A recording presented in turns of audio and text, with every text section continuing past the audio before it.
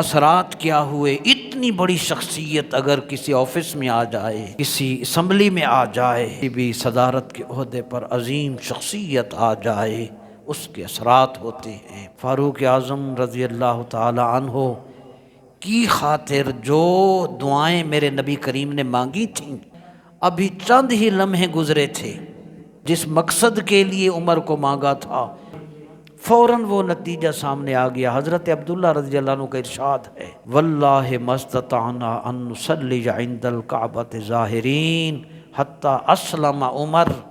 اللہ کی قسم، ہم خانہ کعبہ میں سب کے سامنے نماز نہیں پڑھ سکتے تھے، جب حضرت عمر اسلام لائے پھر ہم میں اتنی طاقت آ گئی کہ ہم سب کے سامنے کعبہ میں نماز پڑھنے لگ گئے۔ سارے کہتے سپیکر اتار دو، ہم دین کو چھپانے کے لیے، وہ اسلام کو بڑھانے کے لیے۔